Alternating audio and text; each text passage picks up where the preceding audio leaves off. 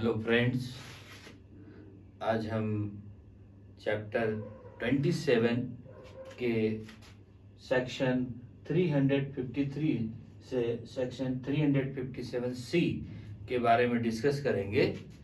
ये section judgement के बारे में बात करते हैं कि जजमेंट कैसे किया जाएगा, जजमेंट में क्या क्या प्रतिकर देने होंगे, जजमेंट में कोई अगर गलत फंसाया गया तो उसको क्या, जिसने फंसाया उसको क्या प्रतिकर देना होगा।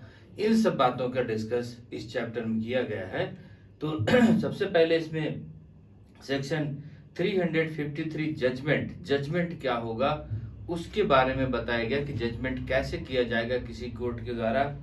The judgement in every trial in any criminal court of original jurisdiction shall be pronounced in open court by the presiding officer immediately after the termination of the trial or at same subsequent time of which notice shall be given to the parties of their pleaders।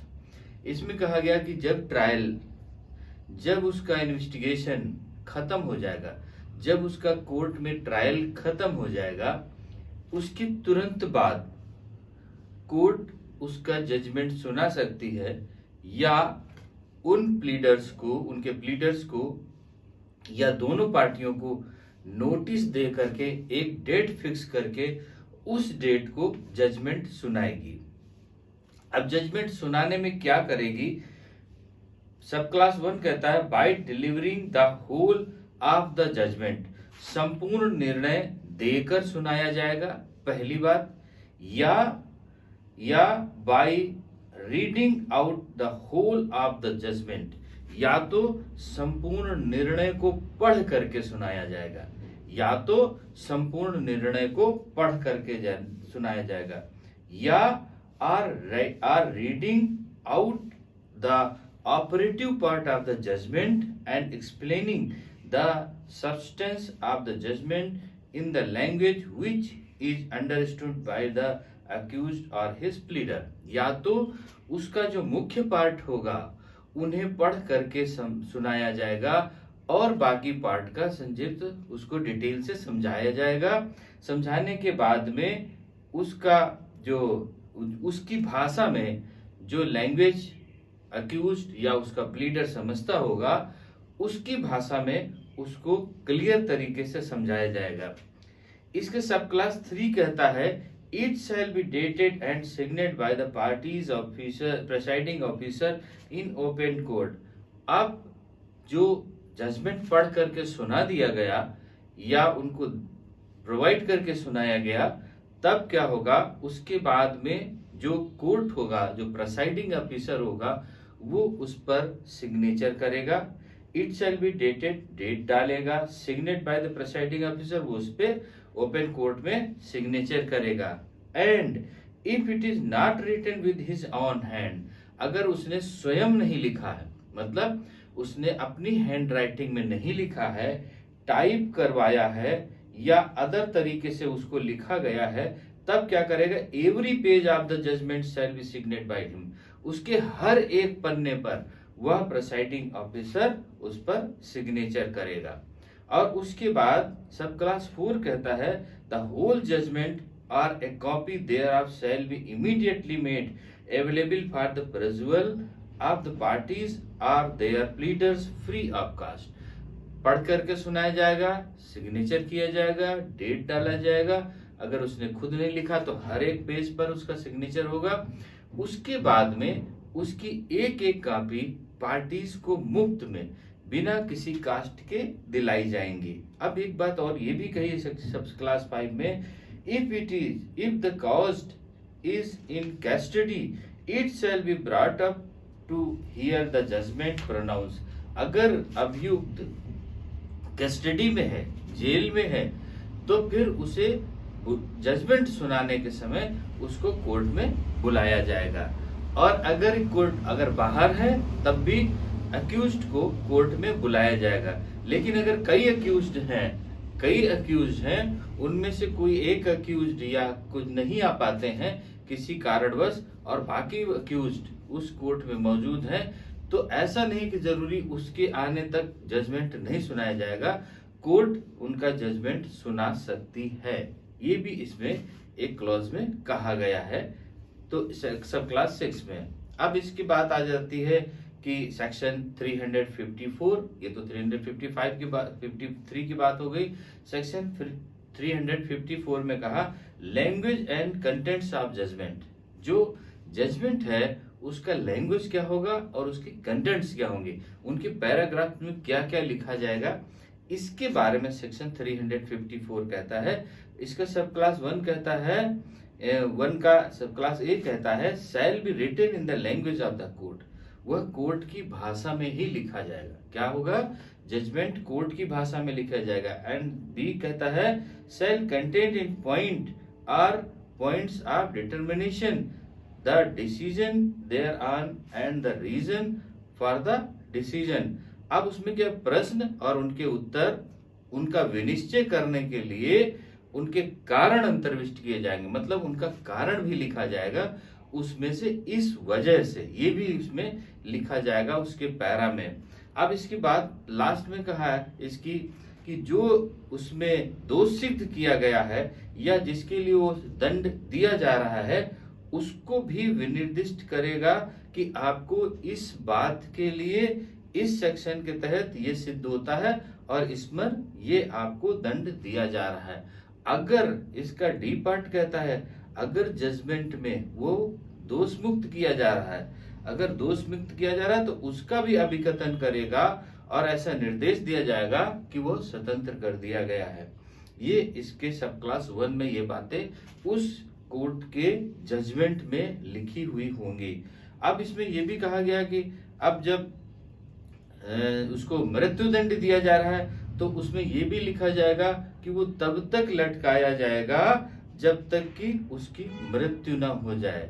इसका मतलब जो भी judgement होगा वो point wise specifically और with reason उसमें से explain किया जाएगा। शॉर्ट में कोई भी जजमेंट नहीं किया जाएगा, ये सेक्शन 354 कहता है। अब बात आती सेक्शन 355 की, metropolitan magistrate judgement. Metropolitan magistrate judgement कैसे करेगा?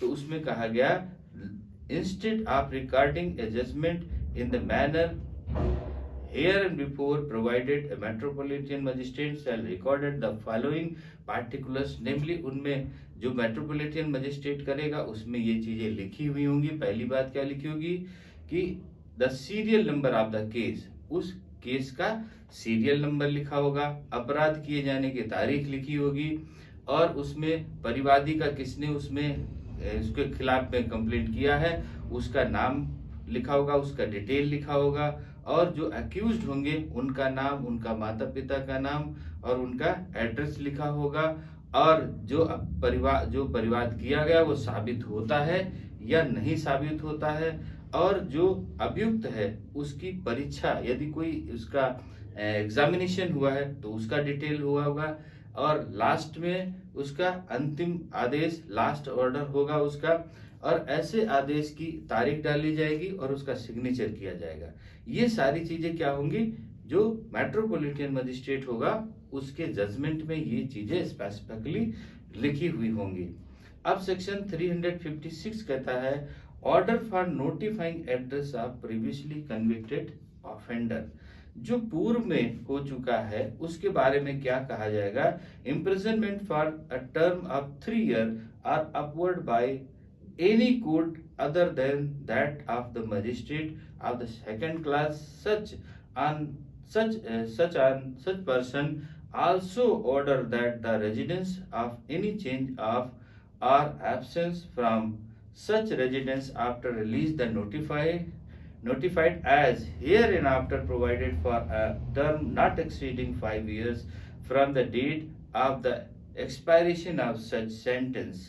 इसमें कहा गया कि अगर 3 वर्ष या 3 वर्ष से अधिक की सजा किसी में दिया जाता है जो सेकंड क्लास मजिस्ट्रेट को छोड़ करके है, तो जब उसमें सजा दी जाती है तो सजा की तारीख से उसके 5 वर्ष तक वह व्यक्ति कहाँ रह रहा है, कहाँ रहेगा, कहाँ उसका चेंज होगा, उसका चेंज पता क्या होगा, उन सब की जानकारी भी उसको प्रोवाइड करनी होगी। ये 356 में कहा गया कि जब वो 3 साल से अधिक सजा दी जाती है तो उसका एड्रेस और वो परिवर्तित एड्रेस करता है तो भी उस सबका डिटेल उसको 5 साल तक देना होगा।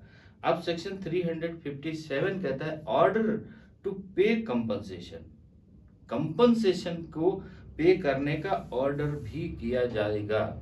अब ऑर्डर में कंपनसेशन में पे करने का ऑर्डर किया गया, इसका सब क्लास 1 कहता है when the court imposes a sentence of fine और a sentence including a sentence of death, the of which fine forms a part of court may, when passing judgment order, the whole of any part of the fine recovered to be applied। अब इसमें कहा कि जब court judgement final judgement सुनाएगा तो उस judgement में fine जो लगाई जाएगी उस फाइन को जो फाइन वसूल की जाएगी उसको जुर्माने का भाग उसमें से क्या क्या प्रतिकर देने में काम आ सकता है, उसको प्रतिकर दिया जाएगा उस जुर्माने या फाइन में से। उसमें पहला क्या कहा गया, by define the express properly incurred in the prosecution. अगर उचित व्यय अभियोजन की तरफ से है तो पहले बात उसमें से उसको चुकाने में किया जाएगा। दूसरी बात कह दिया कि paying compensation to the person who are under the fatal accident. जैसे किसी का एक्सीडेंट हुआ है, फेटल एक्सीडेंट हुआ है तो उसके नुकसानी को भरपाई करने में दिया जाएगा। तो ऐसे इसमें से ऑर्डर कहा कंपनसेशन के लिए कि जैसे उसका ट्रीटमेंट हुआ है तो उसमें मेडिकल में जो खर्चे आए उनको खर्चे करने में दिया जाएगा। उसका कोई ऐसी क्षति हुई है कि वो काम करने वाला नहीं तो उसके लिए उसको दिया जाएगा। तो इस कंपनसेशन की बात 357 में कही गई। अब 357 ए में कहा victim compensation scheme. Victim compensation scheme क्या होती है इसकी बात इसमें 357 में कहा कि कोई भी स्टेट गवर्नमेंट या every state government in coordination with the central government shall prepare a scheme for providing funds for the purpose of compensation of the victim or his dependents who have suffered loss or injury as a result of the crime and who require rehabilitation। तो इसमें कहा गया कि अब जब कोई पीड़ित ऐसा है कि उसका परिवार या वो किसी लॉस से, उस घटना के लॉस से सफर कर रहा है तो ऐसे पीड़ित परिवार के लिए सरकार, राज्य सरकार या केंद्र सरकार मिल करके एक योजना बनाएंगी और उस योजना के तहत जो कंपनसेशन होगा वो विक्टिम को कंपनसेशन प्रोवाइड किया जाएगा या विक्टिम के परिवार वालों को कंपनसेशन प्रोवाइड किया जाएगा। इसमें इस बात के लिए कंपनसेशन की बात करेगी। अब सेक्शन 357 बी में कहा गया कि जो सेक्शन 326 और सेक्शन 376 है इसके अधीन प्रतिकर को देने के लिए बात करी गई 357 बी में। अब सेक्शन 357 सी में कहा ट्रीटमेंट ऑफ विक्टिम्स। विक्टिम्स के ट्रीटमेंट के लिए कहा गया कि अगर section 326 A, 376 376A, 376B, 376C and 376D और सेक्शन 376E अगर इन धाराओं में किसी को कोई अगर सफर कर रहा है तो उसका जो फर्स्ट एड है या उसका मेडिकल ट्रीटमेंट है उसको हॉस्पिटल में फ्री ऑफ कॉस्ट करने की बात करी गई। ऑल हॉस्पिटल पब्लिक और private whether run by the central government or state government, local bodies or any other person shall immediately provided the first aid or medical treatment।